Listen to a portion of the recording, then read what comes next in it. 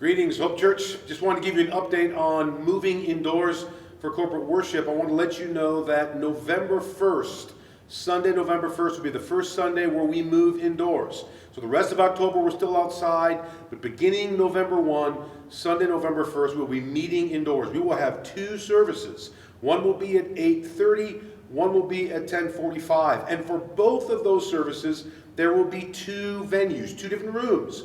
Where people are separated in social distance ways. There's separate ventilation between each of those rooms. And we are asking and expecting, requiring even, that from the moment you're in the building till the moment you're outside the building, you're wearing a mask the whole time. We know this is inconvenient, even uncomfortable. And if there's health issues, that's something we should talk about with you. But we want to be guarding and loving and caring for one another and our neighbors. And this is how we do that. So this will be masked the whole time. When you're at your seat, even when there's no singing, mask will be worn. I want to let you know that we are shifting singing to be at the end of the service so that any of those for whom there's a greater risk or concern will be welcomed to leave at that time, because we want this to be a welcoming and safe environment for everybody involved. I do want to let you know that our services will continue to be family services. And so I want to ask Vera Julene to just talk about that for a moment. So, parents, what we used to consider big church, kind of as an adult-only kind of service, we've totally revamped it into the family worship service. And we've been doing it all summer outside. If you've been there, if you haven't, here's a few things you need to know. One, the service is a lot shorter. It's 1 hour max. And Pastor Mickey and the other pastors have cut their preaching time down so that we can fit into that 1 hour max, because we know that little kids who are just learning how to worship cannot sit still that long.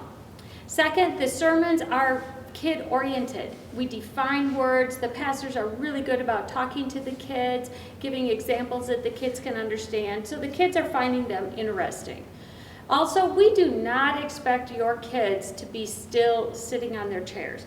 Bring a blanket for the toddlers, bring some activities for them to do. We do have our worship bags that we've been doing all summer, and there will be a fidget toy in there, but you might want to bring some other things for them too.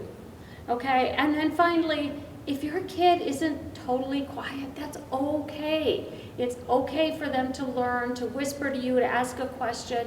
If you need to get up and walk your child around, or even leave the room to go to the bathroom, that's okay. We are one family from oldest to youngest, and we know that the youngest ones are going to need a little bit of wiggle room, a little bit of time to whisper to their parents, and it's great. Just come, try it out. We really want to see you all there. Brothers and sisters, I want to just encourage you to take serious the corporate gathering of the church. Starting November 1 here inside, we've got 2 more weeks outside, but beginning November 1, coming into the church and gathering, we have tried to set this up so that it's safe and it's healthy for everyone involved, and yet we can still meet the command of Christ to gather together as the body of Christ. We will continue to offer an online service for those who just are uncomfortable or don't feel safe, but I want to encourage as many who are able and willing to come and gather with God's people. Thank you.